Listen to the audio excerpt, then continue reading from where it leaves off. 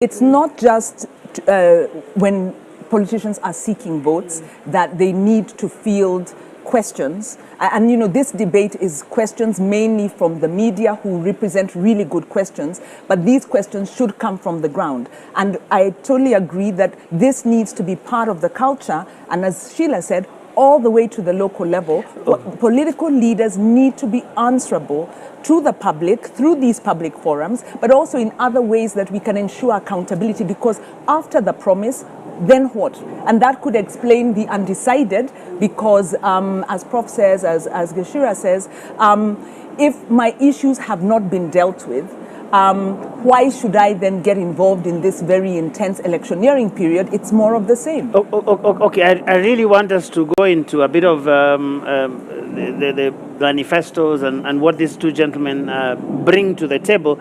But I think there's an issue here, a national issue that all of us have seen play out with regard to where we are in terms of the preparations for this election that is now just 13 days away.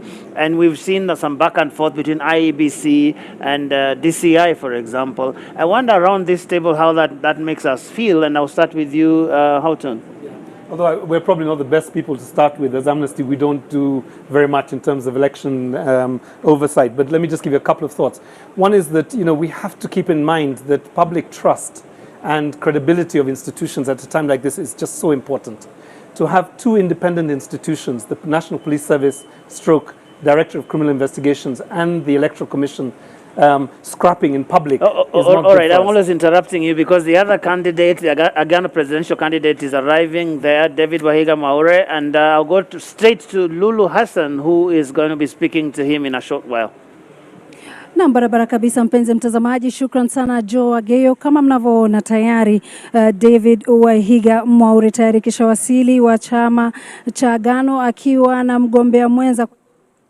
All right, that does seem that we're having a bit of a signal problem there, but yes, the gentleman you just saw there is the Agano presidential candidate, that is David Wahiga Mwaure, who is going to be taking part in this debate. And I just want to continue with that, getting some quick thoughts around this whole thing of what's really happening with the IEBC. And I think maybe I go to Dennis.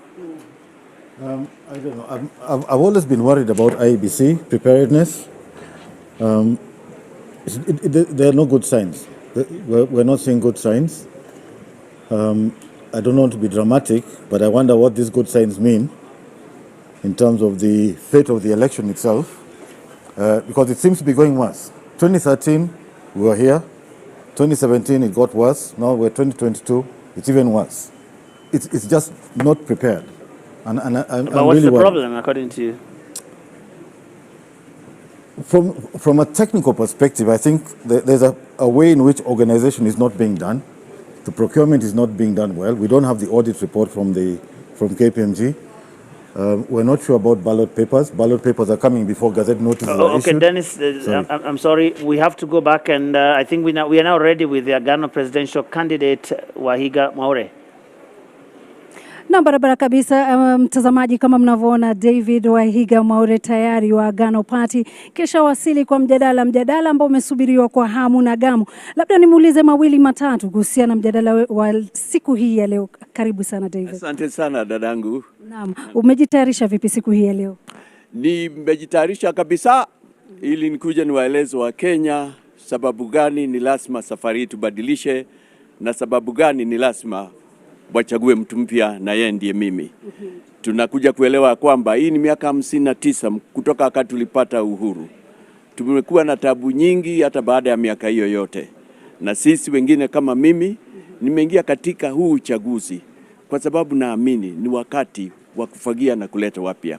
Na kwamba kila ndoto ya yeyote, hata wewe ambaye huja kuwemo huku ndani, hujulikani, hujuna pesa nyingi ama mahelikopta, unaweza kuwa rais kama vile dada yetu Rupita alivyotuambia kila ndoto ni valid. Na unahisi vipi kuhusiana na mjadala wetu siku hii leo? Unahisi vipi? Hisia zako ni gani? Mimi kwanza nina furaha kwa sababu ni haki ya Wakenya kutusikia zote. Na natarajia hata kukutana na mgombea yule mwingine, my competitor, na hata wale wengine nawaambia wakuje ili Wakenya waelewe. Na mimi kile nayefurahia ni ya kwamba yale tumekuwa tukiona kule nje, wakati mwingine hata watu hawasikizi sera ni gani, wanaangalia magari, wanaangalia vipi mapambo, lakini leo ni wakati wa kusikiza hasa ni nani anaweza akabadilisha maisha yako. Okay, shukran sana. Asante na shukuru. Okay. Ndio hivyo tumeweza kumsikia David Wahiga Mwaure akisema kwamba ataeleza sera zake kwa upana zaidi, akitumai kwamba yule mgombea mwenzake ambaye ni mpinzani wake wa Jakoya atakuwa yuko naye katika jukwaa lile. Ni mambo ambayo tunasubiri kuona, mtazamaji, lakini kwa hivi sasa moja kwa moja kurudisha kwake Joe Ageyo endelee na wachanganuzi. Shukran, Lulu Hassan. So the Ghana presidential candidate is in the house, and we will have to wait for that because the two platforms couldn't be more different. But we were talking about the IEBC preparedness and the back and forth we are seeing with the DCI. Dennis, I don't know if you had finished your thoughts. For me, it's not the management problem. I think IEBC now presents for us a political and an economic risk. Wow, that is big. What are you talking about? It is. The uncertainty behind all this preparation, it's no longer about management and procurement. We're not talking about, are we going to have an election? Are we going to have an election that is successfully executed? Are we going to have an election that is not disputed? These are not political and economic risks. I think that's where we are. Prof? So, Joe, this is a historical problem. This is not just IEBC. The previous electoral bodies have had these same levels of institutionalized and government engineering competence because of what elections mean to our governance process. We've not had free and fair elections since 1992. This is not a disputable fact. I think the only credible election we had that we believe the outcome was 2002. So what IEBC exhibits today is a comedy of errors in many respects and institutional incompetence at a colossal, catastrophic level. One scholar of governance called Land Pritchard talks about governance in capability and talks about isomorphic mimicry, where we've created an institution that mimics that an arm of government that inserts itself in diverting and subverting the will of the people. Now that has created interesting opportunities for perpetrating internal incompetence in the sense that IEBC is just not well organized as an institution with all the capabilities that it needs to run an election. Internally, we talk about procurement issues. We talk about just an election, a plan of action that you would execute to the D-Day of an election. If you ask Chebukati what he's been doing for the last 3 years in preparation for this election, the voter register, the cleaning up of all of that, talking about electoral materials, the ballot papers, the security around that. And as Dennis says, this is an existential risk to the democracy. And it's also a threat to the body polity of the country in terms of our sovereignty in many respects. Sheila, how worried are you about this situation? Well, the trust deficit levels have always been low for our election management bodies and largely partly because of how some processes are conducted. Key among them is procurement of key strategic materials. That must be something you follow keenly. Yeah, we follow that keenly. And one of the things that we had urged IEBC earlier on is in the spirit of open procurement, because we know the problem of procurement in this country. It is actually the center of corruption. Most corruption in this country emanates from public procurement. And so the interest that then the procurement of these strategic materials, the ballot papers, the technology has, it meant that there needed to be an attempt to ensure that there was open communication throughout, because when you're looking at some of the claims that were made, was it 3 weeks ago, coming from politicians, it comes from that whole organization of procurement. So my own take is that there should have been an attempt to be a bit more open, not a bit more, but actually very open in terms of communication, communicating with stakeholders, including the political class. But the other concern that I have is just the ability of our agencies to be able to work together. When you see that kind of spat between the police and IEBC, and you wonder whether these are not some things that could have been resolved, bilaterally, we expect them to work together. An election, it requires that you're working very closely with security agencies. And I would have expected that kind of, whether it's a misunderstanding or a dispute or whatever contention, should have been sort out, especially because we know how we easily sensationalize things around elections and politics, especially at this time. We're just 2 weeks to the elections. I would have expected that as a matter of national security, this is something that should have been handled. Of course, of course, it's good that it's out in the open, so we know what issues are there, but then we also know that this is something that can potentially, spark several disputes, in regard to the election. And of course, I know the politicians are watching. It's probably a matter, if anyone is preparing the petition, it's already something there. They are doing more than the watching. They're talking a lot as well. But, so my concern, Joe, is how our institutions are working, not just the police and IBC, but throughout the planning of this entire election. I have had my concerns in terms of our institutions to be able to work in collaboration. Even when you look at how candidates were verified, vetted, and cleared, you could tell that clearly these institutions were not working together. And as a result of that, we now have people who are not credible, who don't meet the qualifications set out in the Constitution, who have been cleared for office. So this problem started earlier on in the election process. Wow. It all sounds familiar, Wanjiru. Deja vu all over again? Unfortunately,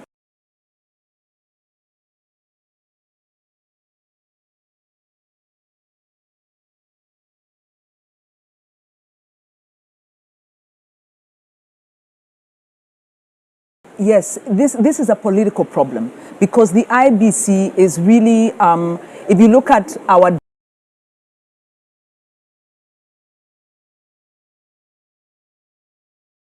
was taking us, from the very start. We are trying to build a constitutional democracy, and we are trying to ensure that our governance is guided by the rule of law. That is where we are heading, and we are coming from a context where we had, an authoritarian,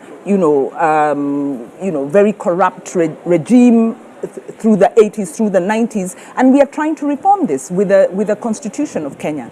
And the IBC continues to be possibly our weakest link in our democratic process. And I would say this is a political problem, because the IBC was not fully constituted until very recently. Last year, yes. Until last year. And that was a failure on the part of, you would say, it's the political leadership. It's the government of the day, you would say, because having the majority of numbers in the House, having even through the handshake, the government, the administration had the wherewithal to be able to constitute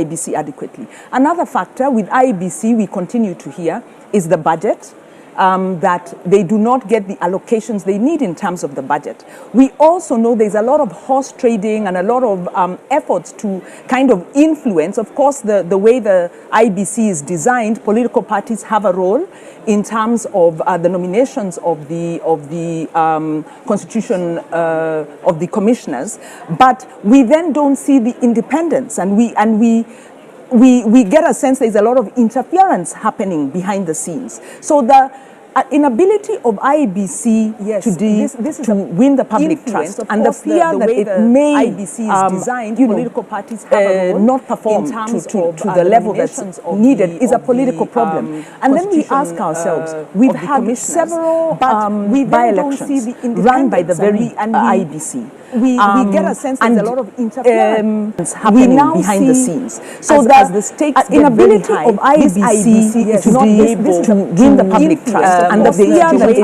may design political parties not perform to the level that's needed is a political problem. And then we ask ourselves, we've had several by-elections run by the... outside. We'll just take you there and hear what he's talking about.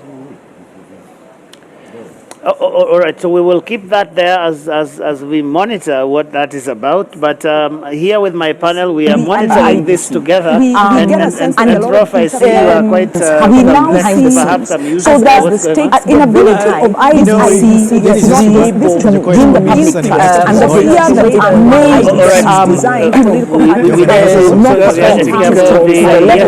not is a political problem. And then we ask ourselves, we have several we'll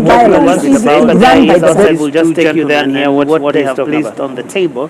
And it is interesting. All right, so we will keep that there as we monitor what that is about. But here with my panel, we are monitoring this together. And Prof, I see you are quite perhaps amused. So that the state inability of IEBC to bring the public and the fear that are made design political parties not I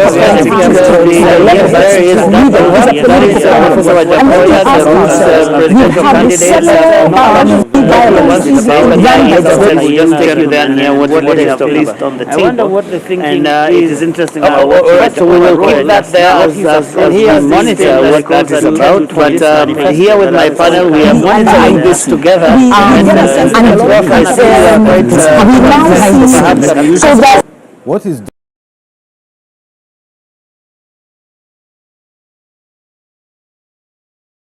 the state inability of IEBC throwing out the box. I wonder what the thinking it is interesting. and I think I've seen many comments about this. They're saying, let's think about ourselves in a journey to self-reliance. So they're all about is generating revenue. It's about self-reliance. So for me, that is his message. And I think it's a sensible message. But Professor, say you haven't seen anything, right? And again, going back to that part of it's not saying that the manifestos don't exist. The question is how thoughtful and how realistic are these propositions. We've seen two cycles of truly memorable manifestos, 2013, 2017. We saw President Kenyatta run in 2013, in 2017, and actually just throw away the 2013 manifesto. Don't even make any references to it in terms of continuity. And we've seen in government from 2017 to now, not even paying attention to any of the ideas that they put forth don't exist. So I think sometimes I just tend to think that they're not even worth the paper they're written, to the extent that there's no real commitment by these people, and there's no way to hold them accountable. And again, set aside the manifesto, there is a government fiscal plan. There's so many constraints to basically executing government. I don't even know, in more developed democracies, there is a very deep conversation between the presidential candidates and the public service. Treasury, for instance, the key officers that run the bureaucracy in education, for instance, in agriculture, to basically understand what is it that we've been doing. Some of these manifestos read like this country does not even exist, that there is nothing, and these guys are basically reinventing the wheel. And that's what discourse concerns me. But I think for Wajakoya, there's only one point that I wish the country could pay attention to in his manifesto. I think it's the 8th or 9th one, which talks about reducing the number of devolved units. I don't even know. I think that to me is a very, very sensible proposition. Democracy. Let's face it, very deep conversation between the presidential and fellow citizens and the public service. Devolution is a millstone on our necks. It is a very expensive enterprise. It is the most expensive way to do what we're trying to do. And we will talk about. And it is totally unaccountable. It is expensive. This country does not in the way that the money has been spent, and we don't even see it. Go to the counties and see the money is in recurrent expenditure. You could spend the money in different ways. Now the biggest problem is holding the governors accountable. The county assemblies don't hold them accountable. So you can take the money, spend the money in a different way, and get real results for the citizens. That to me is a very, very sensible proposition. Democracy. I think we live in two different Kenyas because this notion that counties are a drain devolution is a was created by the administration, which was essentially voted no to the constitution, no to devolution. And it is totally unaccountable. It is expensive. This country does not in the way that the money has been spent, and we don't even see it. Go to the counties and see the money is in recurrent expenditure. You could spend the money in different ways. and Now, the refuse biggest and problem fails is to holding the transfer governance resources accountable. to the county. The They transfer county the assemblies minimum. don't hold them At present, accountable. So you with can take a the higher money, allocation spend to the money counties, in we're a talking different about way something like and get real results for the citizens. 332 you billion don't to agree? counties against a budget of 2.7 trillion. So how is devolution the drain on the neck of the country? The other thing around devolution is if you look at the extent to which counties have been able to improve agriculture, for instance, during 2020, when the country stopped, agriculture was the only function that continued to sustain the economy of Kenya. Now, these are facts, these are statistics, that it was the one sector that continued to hold up the GDP of the country. So devolution is a political exercise because it brings power closer to the people, and it also helps in the distribution of resources because Kenya is very unequal. The challenge with devolution is accountability, like you say, but accountability cuts across the board. But isn't it, Wanjiru? I mean, what I see is where Wajakoya is saying that we just reduce the number. Well, the issue is, don't talk about units that continue to sustain the economy of Kenya. Now, these are facts, these are statistics, that it was the one. Let's talk about representation, because devolution is about the No, the purpose of devolution is a political exercise because it brings devolution. Okay, one, Kenya is unequal, so none of us here will disagree that we have to distribute resources equitably. So you have to have an equitable share. But then the other side of that is where do citizens decide, and how far away do you want the decision to be from the farthest corner of Kenya? So the issue is with whether we have 47 counties, we now have the regional economic blocks that allow these counties to come together and then come up with, the economies of scale and the efficiency. So let us not deny Kenyans the ability to elect their MCA and hold their MCA to account at a level that is close enough, because we've had enough of centralized government. We want more decentralized government, but we want accountable centralized government. So I think on that, so devolution is not just about economics. It has assisted 47 counties. We now have the regional economic blocks that allow these counties to come together and then come up with economics. If you look at even the increase in property prices, the expansion of services, devolution has assisted that. But there is also a political exercise, and there is Article 1, citizens say, self-governance. You can't have that under centralized government. We want more decentralized government. All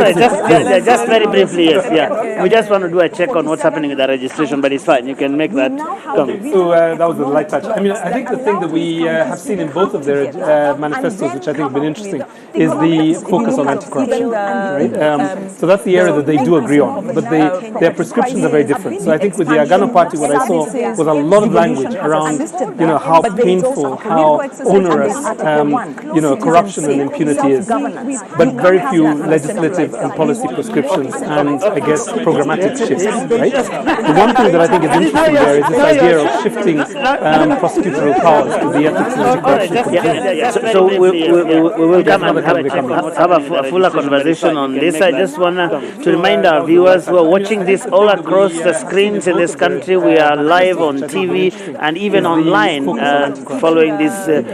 So that's the area that they do agree on, but their prescriptions are very different. So I think with the Agano Party, what I saw was a lot of language around, how painful, how onerous, historic engagements that we have in this country every election cycle. And right now, many people are already arriving here, the audience being properly vetted. And I want to cross live to Kennedy Muredi, who is standing at our registration desk just to check what's happening there. Is everybody in now?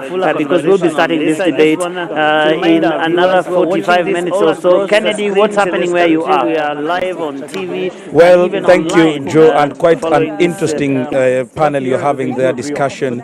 And here on this other side of the registration desk, there is an outpouring of Kenyans who want to watch this live, and they are already being cleared from the registration. There are hundreds of others that are being cleared from the other side where there is the main gate as they come in, and there is also a provision for where they will be sitting as they wait for them to be called on. And there is a serious number of officers who are doing this particular job as they wait to clear everybody that is coming in. But we are having their head, Madam Doris Tanui, on this side, just to give us a glimpse of what is happening and who are you clearing. Are you giving an opportunity for those people who are coming here for the first time, or it is by registration? There are hundreds we are of giving others those who have been invited. You come here with an invitation card, and there is also a provision for where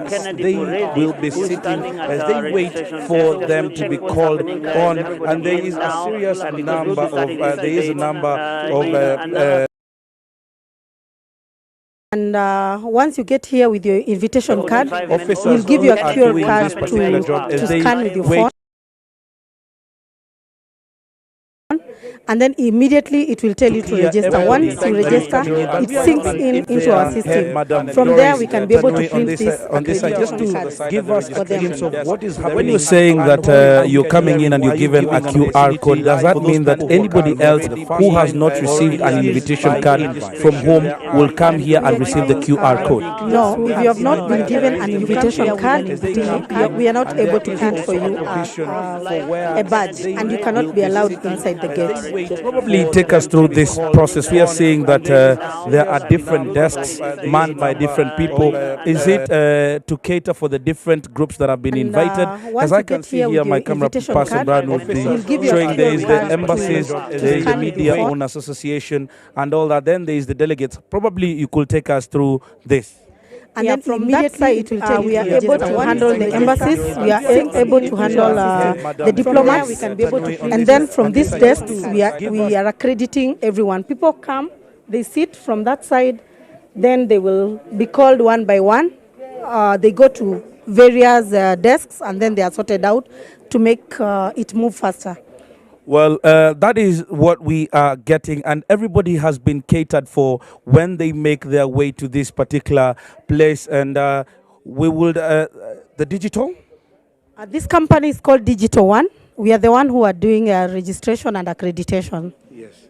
And we have already seen an outpouring of people that started early in the morning as they came in. Remember, this auditorium houses about 700 people who will be coming in, and they will be watching from here. But we're also having the security team that is being manned to make sure that everybody who comes here has been vetted and will be making sure that they come with that particular card, the invitation card that they were given, so as to make sure that the security is smoothless. Hello, madam. And then they are sorted out to make it move faster.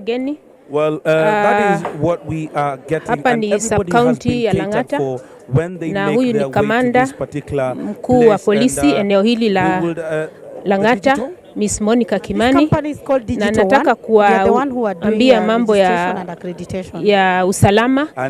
Tumeweka usalama ambao ni nzuri sana. Kuna sehemu 4 za ukaguzi, kuna main gate, kuna hapa mahali mnaona registrations, kuna pale chini na kwenye auditorium. Kwa hivyo security ni nzuri sana, na tunaomba delegates wale wamealikwa wawe very cooperative kwa sababu ya usalama wao na usalama wa wageni pia ambao tuko na wao kwa wingi. Well, you're talking about the security that has been enhanced. Probably you will tell us the number of people that are coming in and the number of security officers that you've placed here just to make sure that everything goes as smoothly as possible. Main gate, kuna hapa mahali mnaona registrations over 100 police officers within this compound, and many others outside this compound. We have both in civics and in uniform, and so there is no reason to get worried.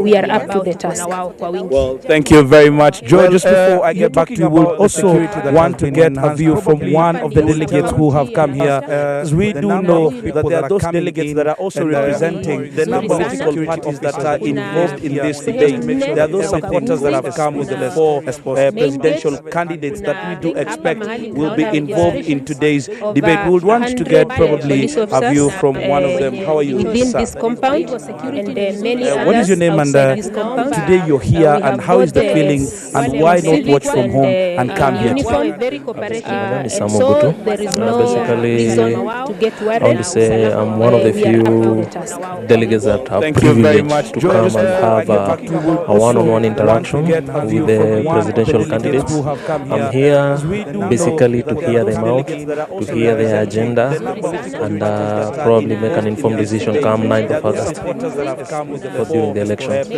Thank you, Joe. Those are some of the expectations that most of the people are having today, as they hope that today, when these candidates go on the floor, they will make their submissions, and with those moderators that we are having, will be able to interrogate some of these positions that they have put out there, and that decision probably. Delegates that have Thank you very much, to come and have a one-on-one interaction. They're focused on the national level. And I go back to the question around resources for our institutions which are responsible for oversight. And we talked about this when we talked about IBC, but it's not just IBC. When you go to the Ethics and Anti-Corruption Commission, Thank you, Joe. Those are some of the expectations that most of the people are having today. Is at the last point of the criminal justice chain in terms of listening and hearing and determining and adjudicating corruption cases. They do not have adequate resources to be able to fully perform their mandate to our satisfaction. And you can see that the problem of corruption is quite huge. I think right now as we speak, we are experiencing the highest cost of corruption. But we have not matched our institutions with the resources that are required. But if I can also just speak to the issues around what these candidates have in their manifestos in regard to addressing corruption. Wajakoya talks about the death penalty. Yes, I'm a bit cautious on this because we also know that we're in a country which respects the right to life. Life is hearing when you look at our constitution and our laws. And for me, I've always questioned that, okay, I've seen other countries which do this, but then in that case, you're not really the problem. We want those people alive to get the real punishment in prison. I want the person who was recently had, was it 2 years ago, someone was sentenced to 67 years in prison. I want them to spend 67 years in prison to see the thing that no, that's a story for here. We will talk about it as well, because we need to hold our leaders accountable for these people who are coming to debate here and telling us that they are fighting corruption, but they are still giving tickets to people responsible for corruption, and then you tell us that you want to fight corruption with people who have been responsible for corruption. Those are the things we need to call out some of these people for. But so I question Wajakoya's proposal on this, and then for Maure, I see that as you have said, his emphasis is on recovery of assets, which is important, because I've not seen people talking about monies that we have lost, billions of shillings stashed out there in foreign countries. I saw that you already wrote a letter to some foreign governments asking for support in terms of tracing and repatriating that money back into our economy. This is important. Not very many people are talking about this because we are struggling as a country with our economy, inflation,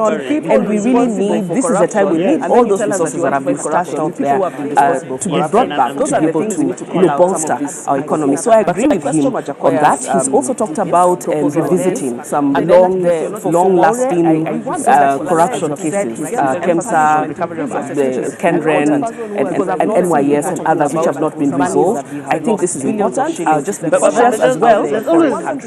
Cautious because even as president, we also expect that he will respect independent institutions. Exactly. There is institutions responsible for investigation, That's where I was going with that. prosecution. How viable then is it for a candidate to really come and tell us this is what I'm going to do about corruption? I mean, in the face of what you're talking about, because we have the ESCC, we have the DCI, all of this DPP, everybody doing their bit within this whole chain. What is the president going to do? I mean, the current president famously said, some people now say infamously, "Munataka nifanye nini jameni?" Well, there's a role that the executive also has to play. That is important. You know, even in terms of, because one of the things that we have struggled in this country is political will, you know, and even just, you know, how are you able to call out your people in government, your colleagues in government who are responsible for corruption? One of the promises of the GDP administration 10 years ago was that they would ensure that people who have been indicted for corruption do not hold public office. But then how many people have we seen continue in public office even after being indicted? So those are some of the things that we see. It's a qualitative independent institution. Then is their platforms here. So they are Ghana. For Wajakoya, the most outstanding thing about fighting corruption is, of course, kunyonga hao, which Sheila has a more complicated name for the death penalty or capital and whatever. But it's really kunyonga watu, isn't it? Yes,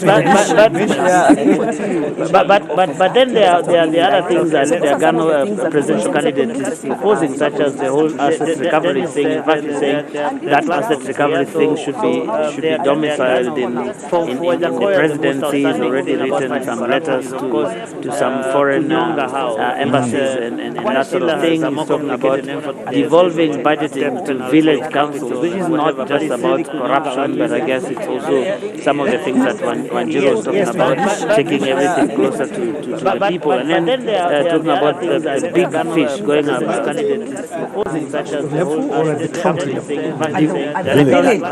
Devolving it beyond cascading it further to the villages. So that is devolve funds going to the villages to make budget proposals about their priorities. Yeah, because his proposal, one of the proposals at least on devolution, is that the allocation to the counties will be 40%. Right now, of course, there's a whole debate whether it is even 15 or 12 or 10. We really don't know many times. But he's saying he's going to make it 40 and 10. Devolving out of the 40 is going to go directly to this village councils that he's talking about. It's easier said than done, because you see, we already have the sub-units within counties, sub-counties. Because his proposal in the current constitution, and what has not been instituted has been the further devolution below the county level, to the sub-counties and below, where you'd go to a ward, for instance, and then have a ward council or a ward forum that basically talks about those priorities, but that envelope has to be allocated by the county assembly. That is the process. There has to be a legislative process that basically looks at the entire pie and then further allocates that, and then at that sub-county, sub-ward level, then you can now talk about ward priorities. Otherwise, the whole thing becomes very unwieldy. And then what is the level of preparedness, preparation, training, capacity building for villagers to be able to do this? I think sometimes we need to be very careful of this fantastical thinking, because this is serious stuff. But it's happening. It's happening. And sorry to jump in, when we talk about decentralization of the budgeting process, it's happened in Makueni. And there are models that we can look at, such as Makueni, where budgeting process starts at the, in fact, sub-village in terms of prioritization. And they then have a process of, putting together those proposals. And then at the ward level, you have ward kind of budgeting meetings. So if the governor wants to do a county-wide large infrastructure project, like national government did SGR, they want to build a hospital or something, they have to go to these ward level meetings and convince villagers, give us this priority because it will help you. So you have a deliberative budgeting process that is well thought out, that is based on structures that are not just set up for the budgeting process, but that exist and have other roles. Linked to that, before any for that continuous capacity building for them, they have a whole exactly. It's political will. Not the numbers like how many shillings and cents you spend on a bridge. No, it is. By the way, the budget discussion is based on the proposals, because there is a problem in Kenya's budgeting that we can look at, and we've been told this by government, by people in finance, where we do budgeting based on expenditure proposals without the estimates. The estimates are supposed to go together with these proposals, and that's how you wind up then having fantastical projects that then can't be financed. And I want Dennis to come in because he's been waiting to do that for a while. They have to go to these ward level meetings. I have a serious problem asking people to solve problems. Because it will help you. So you have a deliberative The whole point of this whole budget process is that we go to Kenyans and we say, what are the issues that are facing you? Then, because we are responsible government, we solve them through policy. Before any, We don't let people design projects. We solve them through policy, which is then translated to programs, which is policy. I think this is what Alex is saying here, right? We need to get this understanding of government proper. That people tell us what the issues are. We translate those into policy. Then policy goes into programs and projects. People and then budget. That is the correct order of things. We've mixed it up. in a top-down, in a holistic, top-down economics. in a holistic way. Kenya has No, this is not about bottom-up or top-down. It's not top-down. It's not top-down because the point really is let Dennis finish. That in a consultative participatory process, the communities generate the issues, the priorities. Now, those have to be consistent with the plans. We are not just a Lydia system. They have a two-track system. They have a policy system and they have a project prioritization system. And you set up the process so that you can balance the issues that you're raising. But the point is, you do not have public participation, and then government or politicians come and torpedo the wishes of the public. Houghton had a question. Perhaps we can listen. I think, having been in a number of council-level conversations in my own community, one of the things that I really find frustrating is that we are asked, what do you want? And then you get a laundry list, right?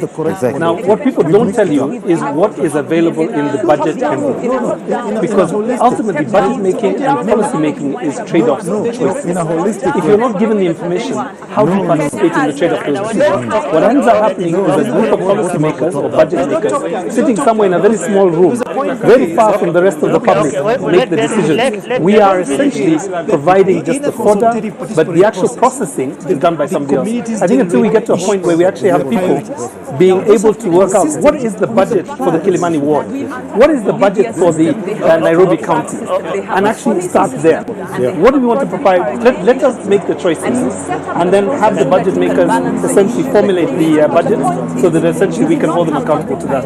That's the problem. And then government. Wow, Dennis, had you finished? No, I think that's exactly it. I think the point is this. Houghton had a question, perhaps. And in fact, I'll agree with Wanjiru on one thing and disagree with Alex.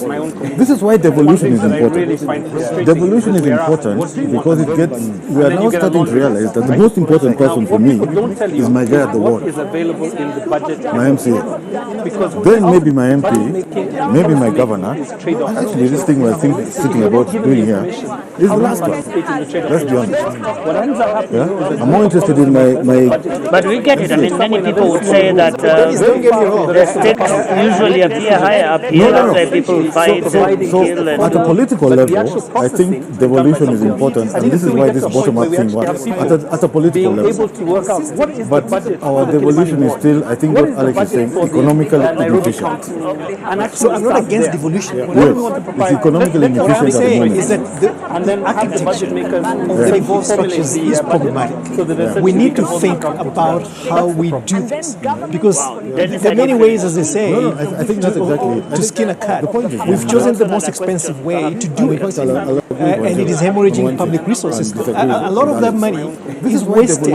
I have said, let me give you a very clear example. I once sat on a plane with a governor to Hong Kong, and he told me that he could run his county with 50% of the resource they receives. He gave me an example of his MCAs going to Kisumu to write on a 3-day retreat, to write him half a page of a memo. I'm just giving you some examples. And he also told me... But you see... Let Alex finish. Just give me a minute. So that is a live, and the governor is a second-term governor. He's going to leave. And he told me that this is a shared perspective by many of his colleagues. that the process of checks and balances and accountability are still very weak in the current phase of the regime of implementing devolution. Now, what I'm talking about is we need to strengthen that. I'm not against devolution. I'm really for more money to devolution. What I'm saying is that we just need to be very careful that it is still very early days and we need to strengthen those structures of accountability, but also the execution capacity within the counties. A case in point is that you have a CEC and one chief officer to run agriculture. No extension support. But then how will you get capacity without resources? Because what I'm saying, we just need to go back and think hard about the architecture of the devolution. That's what I'm saying. Well, I just a small point, and I apologize for I've even moved off maybe the other issues, but the point is with devolution, I agree in terms of there's been a lot of waste. That money that is being wasted by the MCA should go into service delivery. Now that is the same case replicated at the national level, whereby we are saying devolution is not the problem. Our problem is the lack of accountability by our political leaders. So back to the question. That's what I've been saying. The question I raised. So we're in agreement. We need more money to counties. We need it to be accountable at the county level and also at the national level. And that is the big question. How do we solve that? Because we are looking at some of the impacts of devolution. Right now we have a drought. I think the worst drought in 40 years. And I was given some figures by my colleagues from Oxfam, and they were reminding us, they told me, say this, 4.2 million Kenyans are facing starvation in Kenya. We readily forget that when we are not on the front line. 90% of open water sources are drying up. They've got maybe 2 or 3 months of water left. That's the magnitude of the crisis.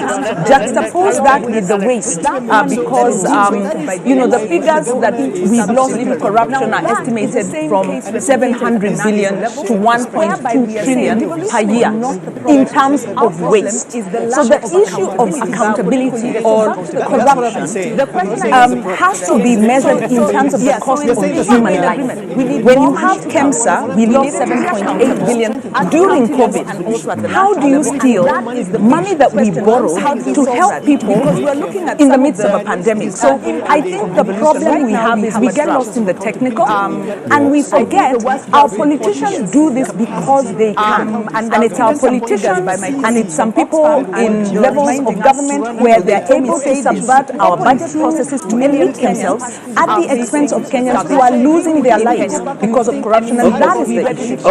Okay. Let's move on to something that I've seen a lot of politicians talk about, which is the whole thing of the gender question, the 2/3 and all of that. And one of the proposals from Agano is perhaps not too detailed, but talking about implementing it in appointive positions, ensuring that happens, but also enhancing access to government procurement opportunities, reservation to use women, persons living with disability to 40%. I think it's currently 30%. I was asking Wanjiru, I think, before we started here, whether this whole idea of gender and the 2/3 question that has dogged our constitutional implementation for 10 years now is an election issue in 2022. And Sheila, you go first.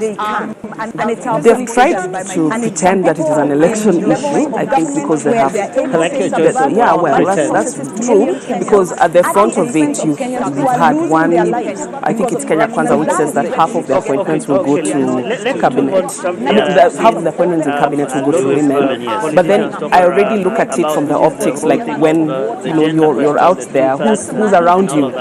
That messaging should start from now. Who's around you? Very few women, already occupying those high places within that particular alliance. But it's not just that. As you know well, they have nominated a woman for the running position.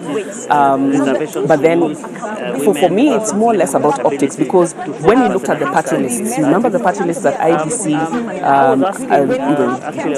did not allow and said that parties needed to resubmit new lists.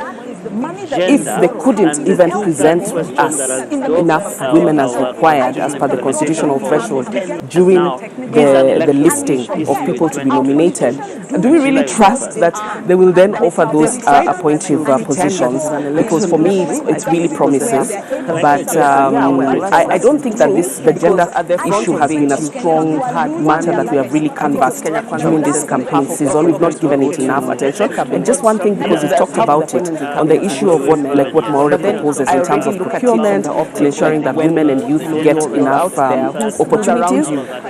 From our own experience, we know that many times when those companies that are given contracts and have women and youth, it's basically just on paper. The beneficial owners of those companies are actually not the women and youth. Those are just fronts. So we also need to ensure that actually the beneficial ownership of these companies is made up of women and youth. So there's something else that we need to do to ensure that these opportunities are really going to the people who are more deserving of them. I wonder what your thoughts are about this gender question. I remember when you came and found me here and you were wondering whether I was about we're going to be a model, yes? I was about to say the protest. So fortunately we have two very very articulate women on the panel, as well as three articulate, somewhat articulate men. No, I think there are a number of issues. I think the political representation of women is critical, right? And it is not even a matter for debate. It is a constitutional threshold that we must meet. The fact of the matter is we're not going to meet it in this election. So I think there is a crisis coming up the other side of the election. The second issue relates to the use of public resources, and I think the point about procurement is an important one. We look forward to hearing more from the two candidates this morning, this evening. But I think the other issue that I think is really important is making sure that we don't just have women, but we have women with a gendered agenda for this country, right? And we need men with a gendered agenda. So I think we should be asking presidential candidates who are male, what is their gendered perspective about these issues? Let me just give you three very quick ones. We learned last week 5,400 women and girls were raped in the county of Nairobi. What's the agenda to deal with that issue? We have heard that we have one of the highest teenage pregnancies, and the numbers are coming down to like the 10, 11, 12-year-olds, not the preteens, not even the teenagers, but really this very fragile age group. What is our strategy for that? Must we continue to have this sense of denialism around the issue of safe abortion? It is not even comprehensive sex education. When are we going to start dealing with the realities that our children are dealing with in a way in which we are not confusing science with our morality? Second issue, and I think that's the challenge that is forward on the gender issues. I think the very last one for me is this issue around, gender parity, because I think we have to look at this from a really sober perspective. It is estimated that we will not achieve gender parity at these current rates until 2069. That is another 40 years from now plus, where we see women's earnings and men's earnings being similar. At the moment, there is a 23% difference between men and women. 5,400 women and girls were raped. You've been speaking quite a bit, but let's talk about the gender question. Yes, from a gender perspective, from an inclusion perspective. Yes, I think I totally agree, and thanks so much for reminding us how expansive this is. And what I'll add is maybe just two quick points, is that at the county assembly level, if political parties do not achieve the gender balance, they will then do a top-up, and that top-up of, because the county assemblies must have a two-thirds representation, and the top-up of additional members means that the taxpayer pays more and that the size of the county assemblies are bloated. So there's a game that political parties play where they field as many male candidates as they can, and were it not for the IEBC wrapping their knuckles in terms of the nomination list, it would even be worse. So one, the failure to respect the rule of law and the failure to embrace the gender agenda and paying lip service to it costs us in economic terms. The second is, we did a study on ACT, and we found that much as you have preferential procurement for youth, women, persons with disabilities, the thresholds, of course, are not being met by any stretch. But we also found numerous cases where women were saying it's to give sexual favors. They're being extorted in terms of sexual favors to be able to get the contract, be able to get get the credit financing that they need. So as Irongo is saying, we also have to look at the social, the governance, but also the social context in which we are living, where women are still not able to participate equitably in economic affairs. Okay, because we are just about to go for the first debate, so let me just get some quick thoughts, Professor Witi and then So I think the elephant in the room here is where we are as a society, period. The place of women in our society, in the way we are socialized, has still not moved up even one notch. We're basically trying to apply constitutional and legal frameworks as band-aid to a deep, primordial cultural problem, the place of women in society. This has to come up as a movement. You've got to mobilize the senses of men and women out there to basically move the political needle on this one. Otherwise, you're going to be crying out here the whole time with legislation that we can't enact, constitutional provisions that we cannot basically implement. ODM, for instance, Carte Blanche just renominated all of its MPs in Western Kenya. They had a chance there to make 50% of those women. They didn't do it. So, and the way Martha Karua's nomination as presidential running mate of a major candidate was greeted by UDA colleagues was just shameful. It shows you the deep-seated cultural norms that we still have to deal with in this country to move women's agenda from here is where we are. No, I think I have nothing to add to this. I'll just say a discussion on gender, just like many of the discussions, we have two Kenyas. We have Kenya on paper, which is the constitution, then we have Kenya on ground, which is reality, which is what Alex is saying. And that's it. We haven't found a way to reconcile it. And I think we're stuck there. Okay, so all the ladies and gentlemen on this table, before we go for the debate, what's the one thing that those two gentlemen must not leave that stage without talking about? Let me start with you, Jose.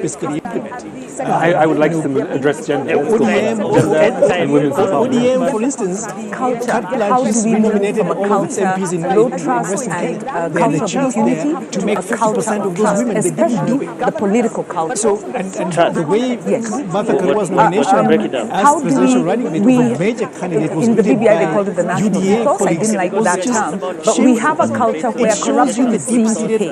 And a study actually done by Khan University in 2015 is still relevant today because the youth don't mind how I think Kenyans, by any means necessary, you have to make money. We become consumerist, we don't uphold values. So how do we switch that culture? We have enough laws. Then we have Kenya for ground. Okay, let's go to integrity for me, because if you're not going to, you're not going to be able to meet all your goals and objectives in your manifesto if you don't look at the software. And that's really our values as a country, the values of the people that you are going to appoint in government, the values of the people around you. That's one question I have, because even for the main, the so-called leading candidates, my question, as they keep on telling us and giving us solutions to corruption, but for me the first problem I see is that they're surrounded by people who have been accused of corruption, some who are even in court, and have been charged with corruption. And so my question therein is, how much do you care about integrity and the values that are so well articulated in Article 10 of our Constitution if you're going to not really consider this as you look at appointing and propping up people who are going to be part of your campaign and possibly part of your government? Mine is two issues. One is public institutions, strengthening accountability of public institutions to the public. They should not leave that stage without talking about how they're going to address that. Because the erosion of the efficacy of public institutions is the reason why we're here today as a country. Where we're now talking about, say, Maure should not say that he wants to bring in asset recovery into his office. Let's strengthen public institutions in the places where they are and not reconsolidate power in the office of the president. The second one is public debt. The so-called leading candidates. My question as public debt. Right now we have a lot of independent institutions that are not working. Well, how are they going to strengthen them? They should focus on strengthening existing public institutions. Public debt now constitutes about 68%. Our public liability, 68% of GDP. Okay, we need to get David. Dennis one thing, then we just stop. No, mine very quick since we all said this. Balancing the budget. Balancing the budget. Okay, let's balance the time here as well, because right now we are taking that break that will lead us into the first debate of the evening. That is the debate between the Agano presidential candidate David Wahiga Mwaure and the Roots presidential candidate Professor George Wajackoyah. Erosion of the efficacy of public institutions is the reason why we're here as a country. Where we're now talking about, say, Mwaure should not say that he wants to bring in asset recovery into his office. Let's strengthen public institutions in the places where they are and not to consolidate power in the president.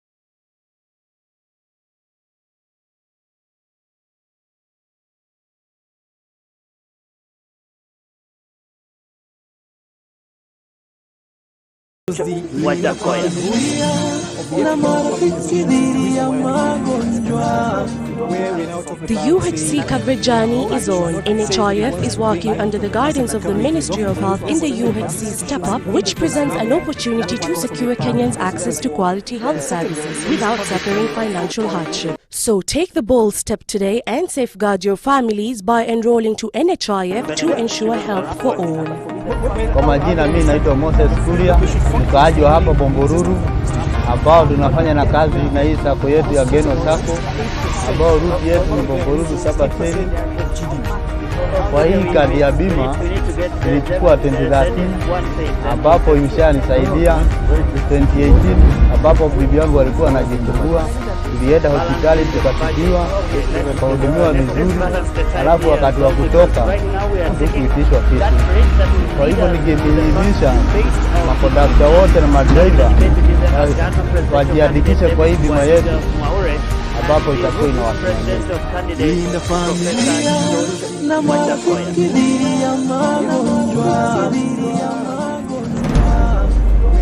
Leaders don't need to have all the answers. Ordinary people often do.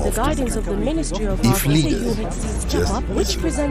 The death penalty reaches human rights, in particular the right to life and the right to live free from torture or cruelty. The death penalty is a symptom of a culture of violence.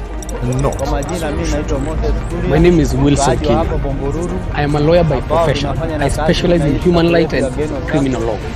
I became a lawyer after suffering an innocent conviction that almost got me executed. The reason I do not support death penalty, imagine you execute somebody today and tomorrow you realize you've executed the wrong person.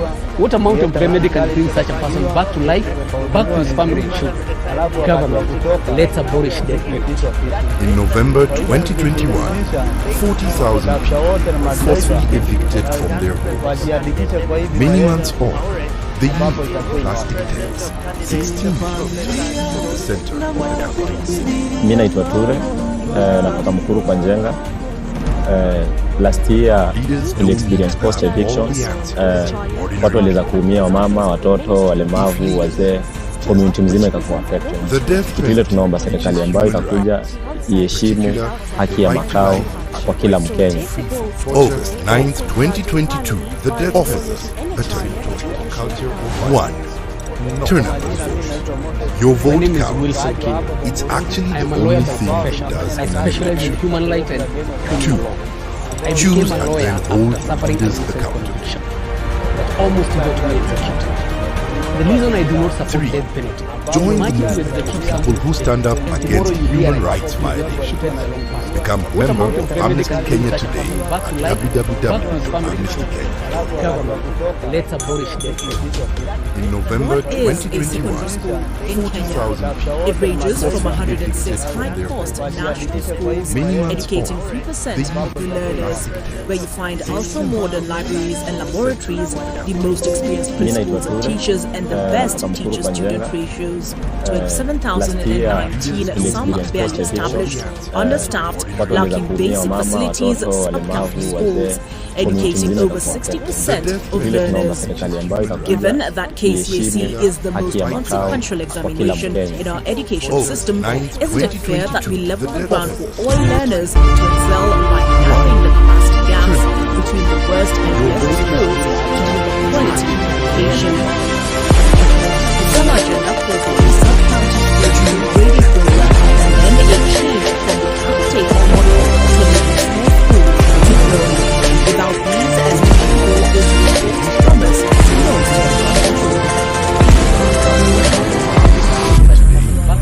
My experience can be summarized in a nutshell as one of transformation. I think once I joined this campus, I did have a vision of where I wanted to be. I didn't know who I was and what I wanted to do with my life. And I feel like the environment and the people who mentored me along the way have enabled me to find out who I am and have helped me figure out where I want to go in this life. They have a good quality education, which I'm 100% proud to have. Enroll at Catholic University of Eastern Africa proposes a nursing, law, business, economics, computer science, education, community health and development, actuarial science, international relations, counseling psychology, regional integration and technology. September intake ongoing at Lanata and the Florence campuses. Email admissions@square.edu or visit square.edu. Square, innovative market for graduates. Karibu Camp. By offering market linkages, networking opportunities, and technical assistance, Kenya Association of Manufacturers assists its members to grow and scale up their businesses. Join us